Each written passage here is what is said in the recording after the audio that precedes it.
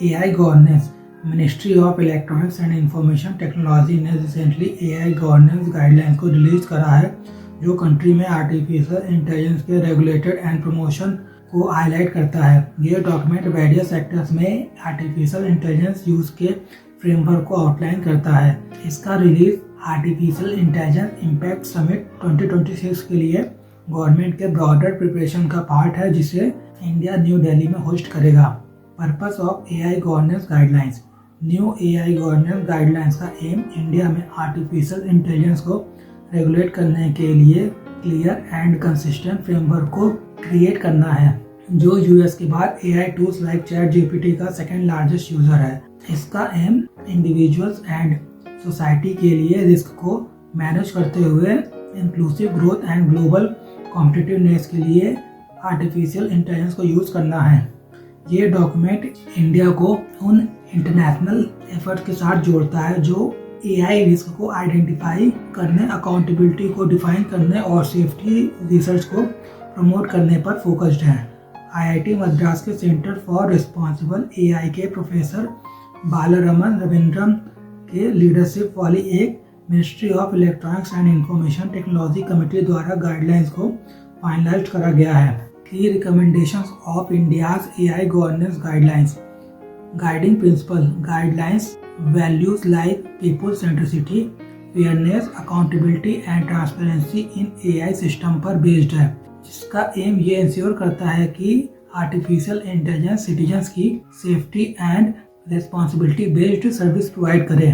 Coordination across government bodies. एक new AI governance group को ministries, regulators and standard setting agencies को connect करने के लिए प्रपोज्ड करा गया है। ये ग्रुप रेगुलरली लॉ को रिव्यू करेगा, रिफॉर्म्स को सजेस्ट करेगा, स्टैंडर्ड्स को इशू करेगा और AI सेफ्टी टूल्स के एक्सेस को प्रमोट करेगा। Role of sectoral regulators.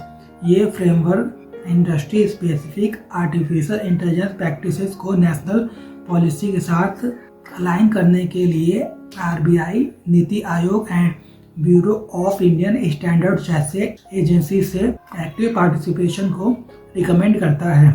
Infrastructure and accessibility. India का प्लान AI इंफ्रास्ट्रक्चर डेवलपमेंट पर जोर देना है। स्टेट्स से डाटा एक्सेस, कंप्यूटर रिसोर्सेज को एक्सपेंड करने और AI अडॉप्शन को प्रमोट करने के लिए इंसिस्ट करा गया है। Focus on Indian context. Guidelines में copyright and AI generated content पर लीगल अपडेट, इंडियन लैंग्वेजेस के लिए आर्टिफिशियल इंटेलिजेंस मॉडल को बिल्ड करना using locally relevant data sets, जो cultural inclusiveness and artificial intelligence application में डाइवर्सिटी को इंश्योर करता है।